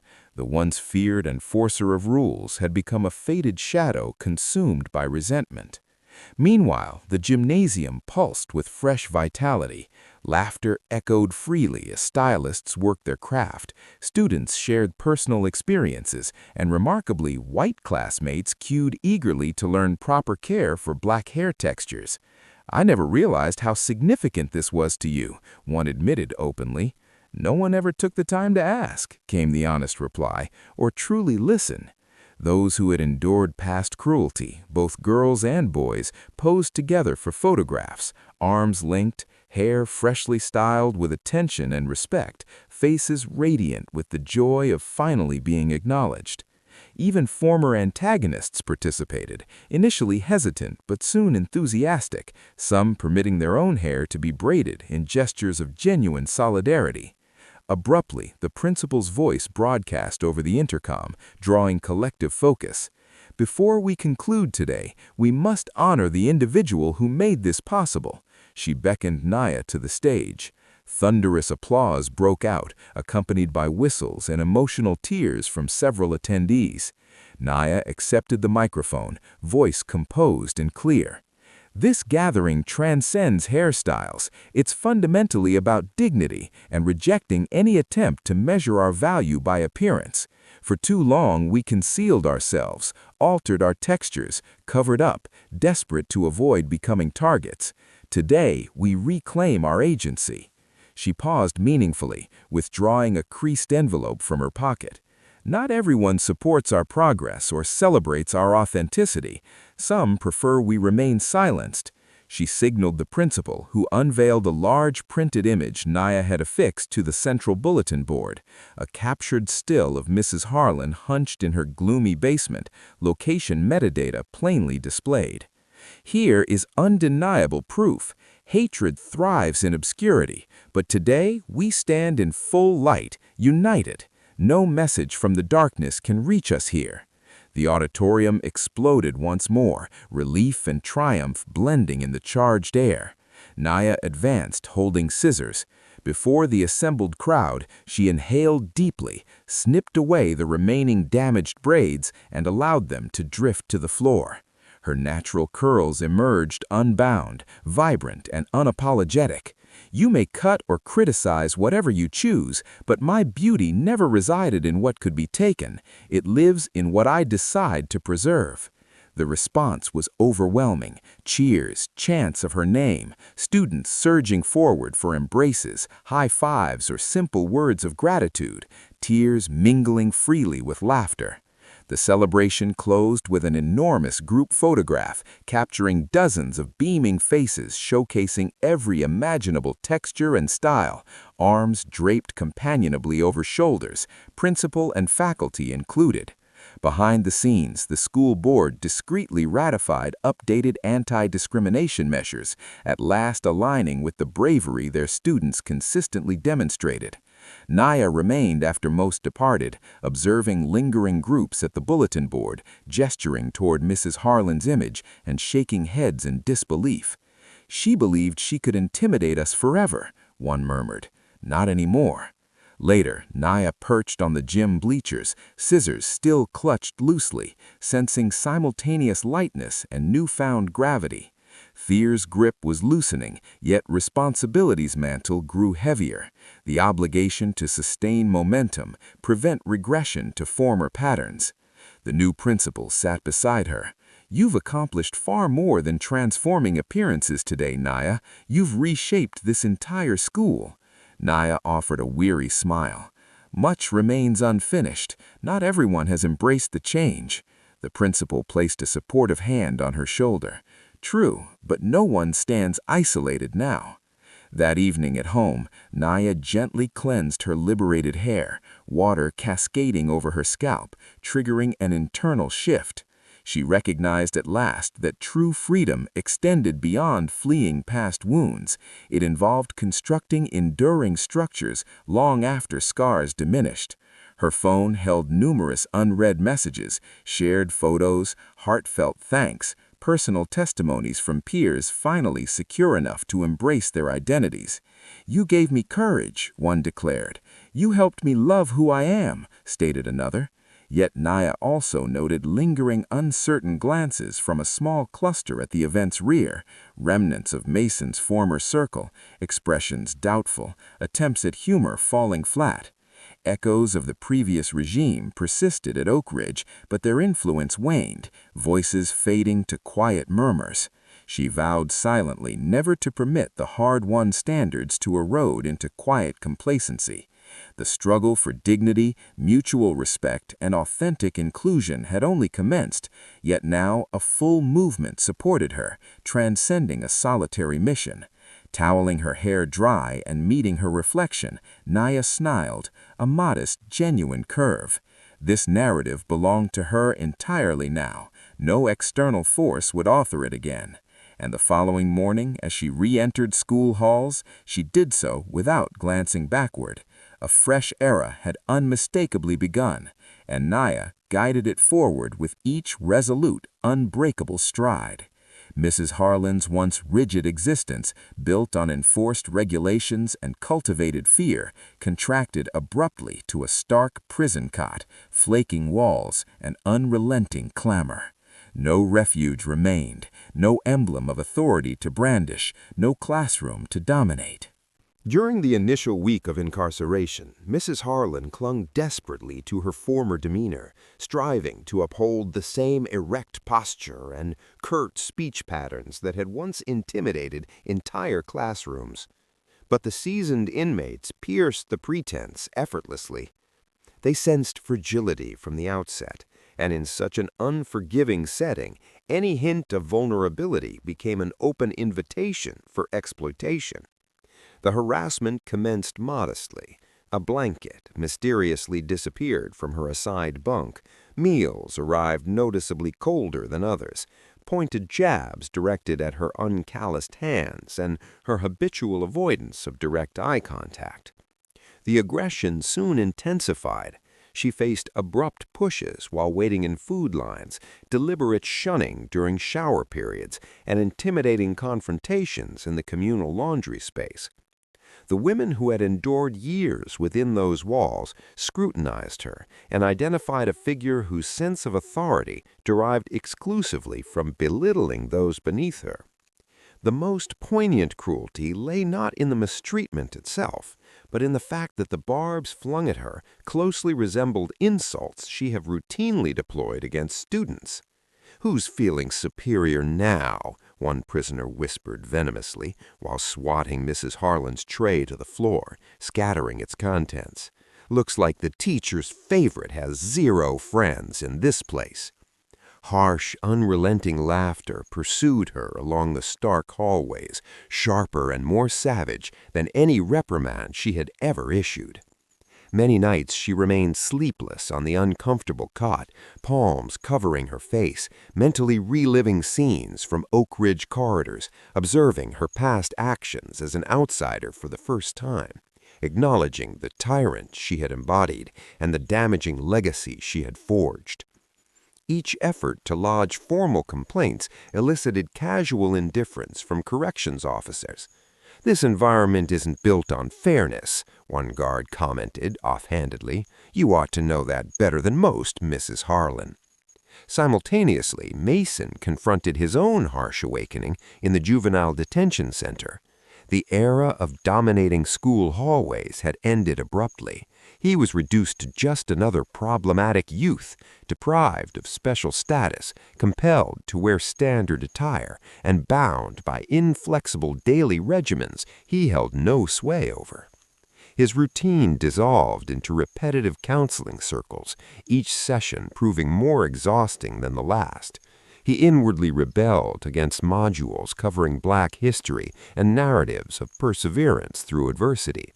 He scoffed openly at facilitators and dismissed talks of compassion with exaggerated eye rolls. Nevertheless, he absorbed the content because diversion options were non-existent.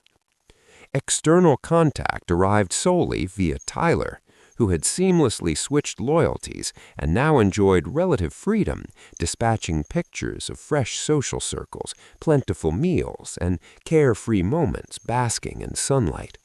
Mason scrutinized every image, seething resentment building steadily, painful recollections twisting deeper within him. Intent on fleeing confinement, he engineered one ultimate deception of the protocol.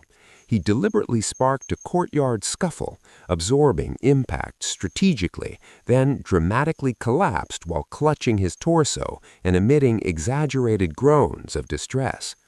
Personnel summoned medical assistance, and Mason implored relocation to the medical wing, perceiving it as his pathway to liberty. Unbeknownst to him, Lena's corporation had installed comprehensive hidden monitoring throughout the premises. Recording was analyzed swiftly. It exposed Mason furtively checking camera positions, feigning injury severity, and provoking the incident. Officers viewed the evidence with impassive expressions before declaring flatly, "Clever effort, you're remaining exactly where you are." The unsuccessful ploy revoked remaining benefits, prolonged his detention by additional weeks, and transformed him into a social outcast. Even fellow detainees shunned association with a proven schemer. The ultimate devastation arrived without fanfare. The facility director presented Mason with a formally sealed correspondence. He unsealed it with quivering fingers, dense legal phrasing, multiple signatures, an irrevocable ruling rendered without his involvement. His mother, Mrs. Harlan, had voluntarily terminated all parental rights.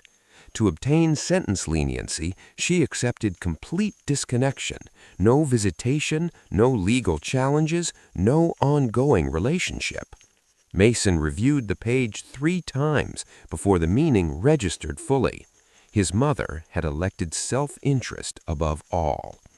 He craved to shout or demolish surroundings, yet possessed nothing further to ravage. Profound isolation enveloped him, more confining than physical barriers. Within the adult correctional institution, Mrs. Harlan received parallel documentation, her penalty abbreviated yet exacting total forfeiture. Any communication with Mason was permanently barred, familial ties dissolved, any pursuit of prior existence outlawed. She fixated on bare concrete walls for extended periods, hands unsteady, desperately attempting self-conviction of lingering significance. In reality, she had devolved into yet another disgraced former instructor, muted eternally, memorialized exclusively for egregious shortcomings. Genuine consequence for both transcended physical skirmishes, substandard sustenance, or restricted movement.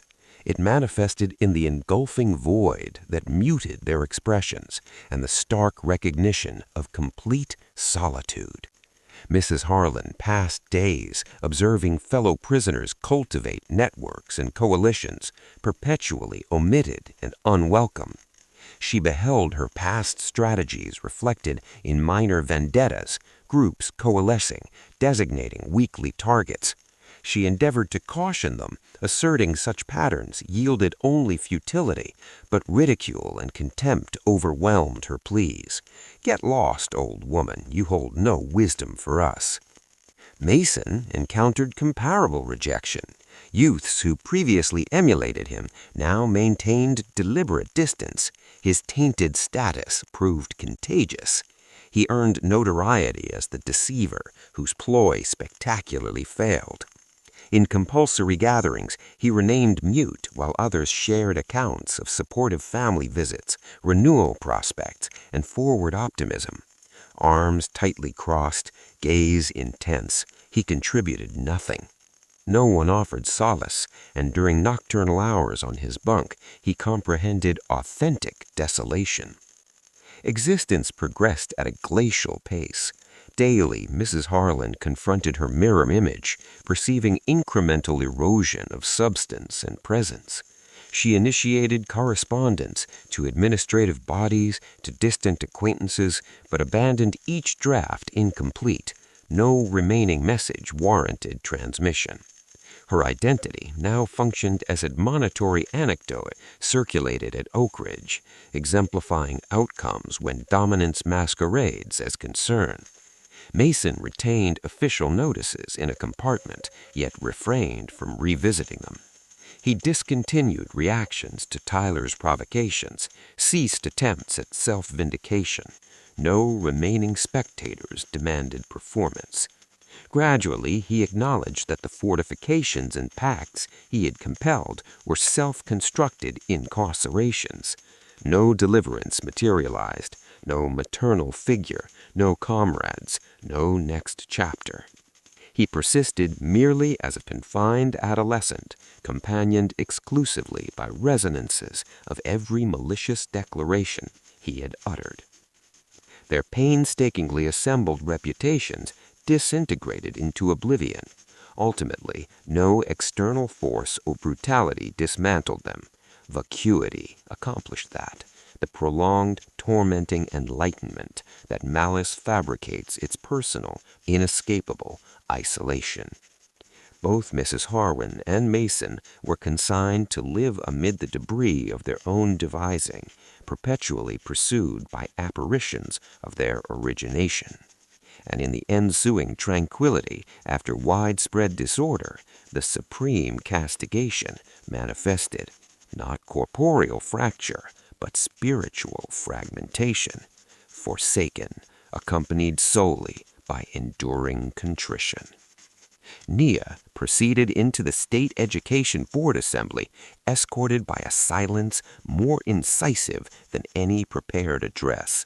Functionaries offered scant attention, presuming her another idealistic youngster exceeding grasp. Yet Lena's calm attendance toward the rear furnished Nia every necessary stability. The board president, a silver-haired man with a well-rehearsed patronizing smile, inclined his head slightly. "Miss Evans, we've allocated 10 minutes for you. Kindly keep it brief." Nia opened her prepared folders silently and unfolded a large map across the table, densely marked with countless red pins. Every official's attention flickered involuntarily, a subtle shift betraying growing discomfort. "This isn't personal," Nia began, her delivery clear and unflinching. "Each pin represents a documented instance of racial bullying across this state in the last 10 years. Every marker stands for a student disciplined simply for existing as themselves or dismissed when they dared speak up. I'm speaking today on behalf of those voices you never heard." She spoke without pretense of undue maturity, yet the unwavering conviction in her tone drew the room forward almost imperceptibly. One board member, a stern woman buried under stacks of files with a particularly displeased expression, gave a dismissive huff.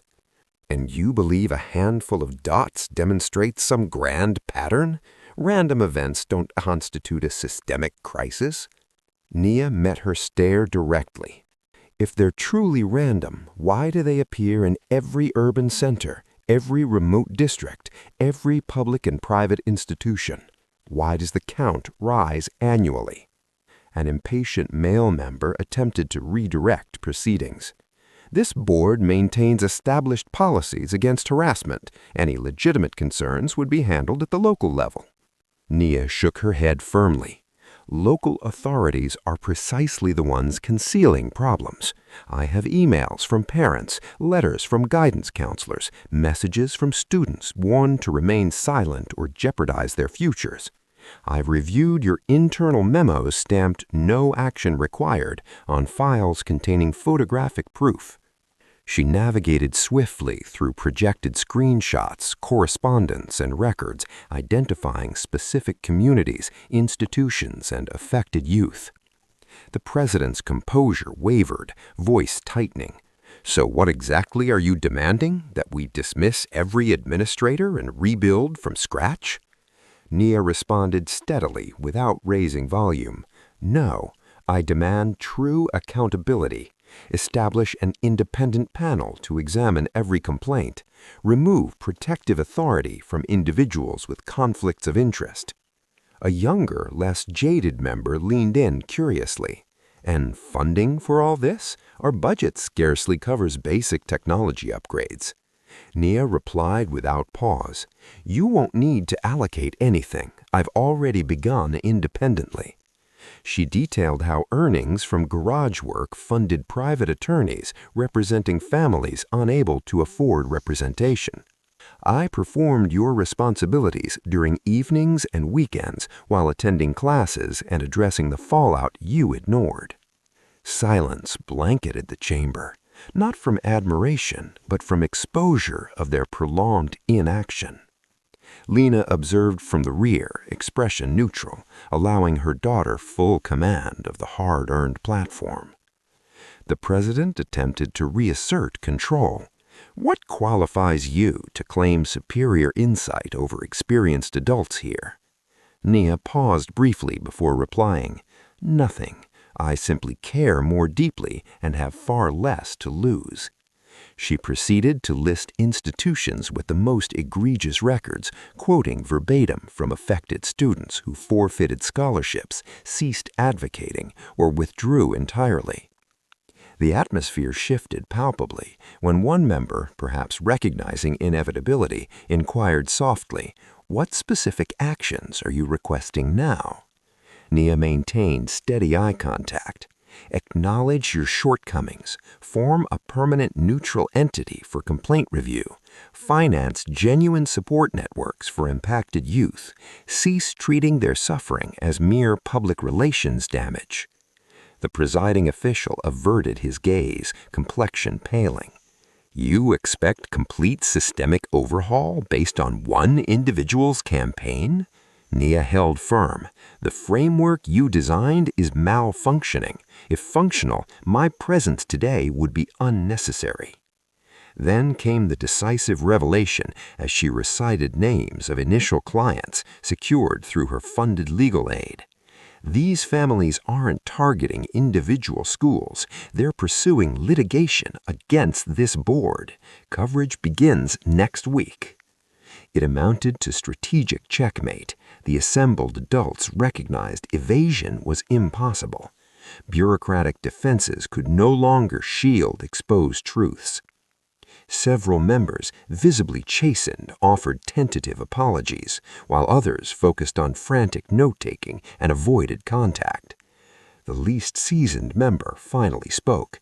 "You orchestrated all this at 17?"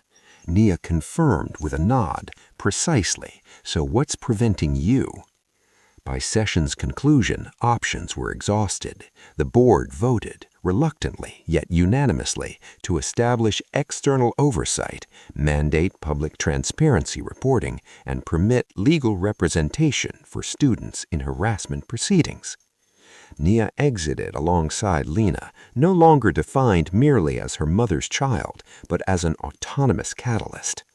En route out, an elderly custodian offered a respectful nod and murmured, "Thank you for refusing to be silenced. That's plenty."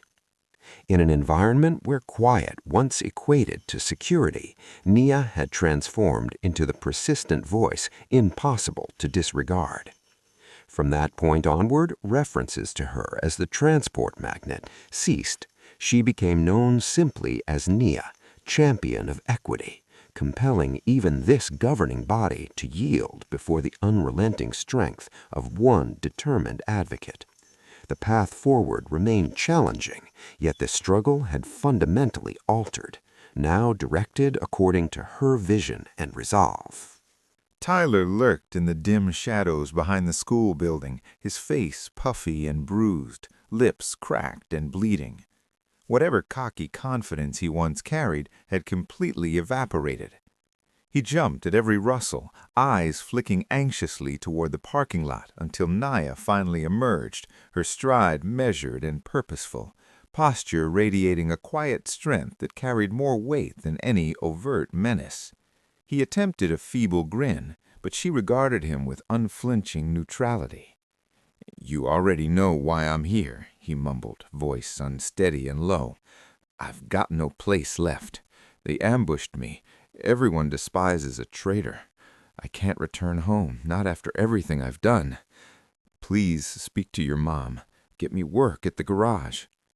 His hands shook visibly, driven not solely by injury, but by shame he could no longer conceal. Naya folded her arms across her chest. "Do you recall the insults you hurled at me, telling me my hair looked unclean, that my skin meant I'd never fit in?" Tyler's head bowed lower. "I was stupid," he whispered. "I only wanted acceptance." Naya shook her head slowly. "You wanted to elevate yourself by stepping on anyone you viewed as inferior. Look where that landed you." She raised no voice, offered no vengeful outburst, simply allowing the heavy quiet to press upon him. "So you seek my assistance? It comes at a price. Tomorrow you stand before the entire school. You recite every name of those you harmed, describe exactly what you did, look them in the eyes, and apologize openly."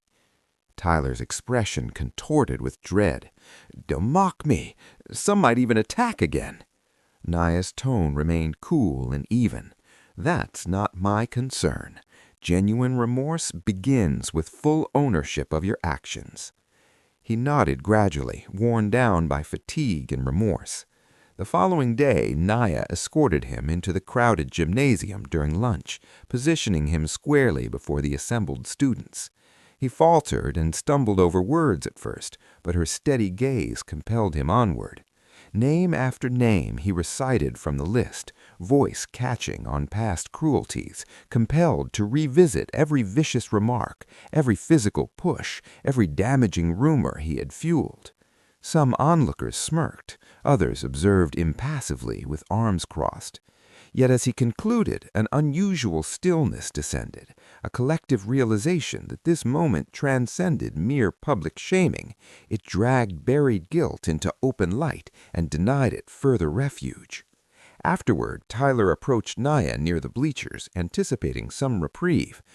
"I went through with it, so can I have the position now?" She shook her head firmly.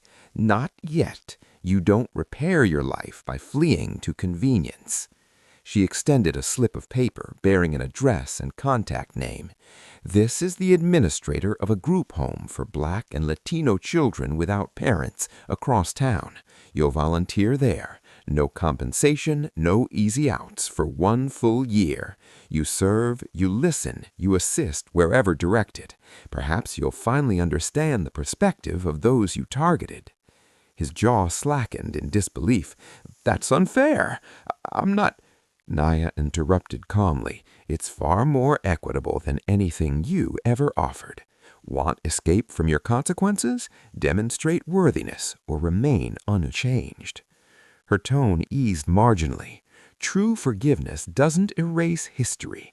It offers opportunity to loathe your former self enough to evolve into someone decent." Tyler nodded, eyes welling, accepting the note. He recognized this wasn't mere penalty. It was a threshold he must cross or remain trapped eternally. That same afternoon, news circulated rapidly through campus that Tyler had publicly confessed everything. No widespread celebration erupted. Some students jeered quietly, others averted gazes or shifted uncomfortably, but an unmistakable transformation occurred. The rigid social ladder collapsed. Mason's former followers dispersed, authority stripped away. Even faculty detected the alteration. Whispers diminished, postures straightened with newfound confidence. The previous regime had disintegrated, clearing ground for something healthier, one where curiosity and possible respect replaced ingrained fear. Naya observed from afar as Tyler exited the gymnasium, shoulders slumped yet steps progressing forward. She required no gratitude from him, nor did she anticipate words mending prior damage.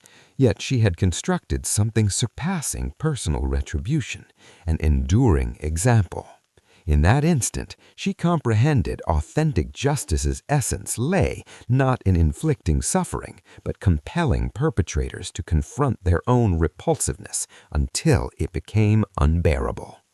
The destructive pattern had shattered at last, opening space for an entirely different tomorrow. Golden sunlight bathed the Oak Ridge grounds, illuminating a commencement platform more packed than memory served.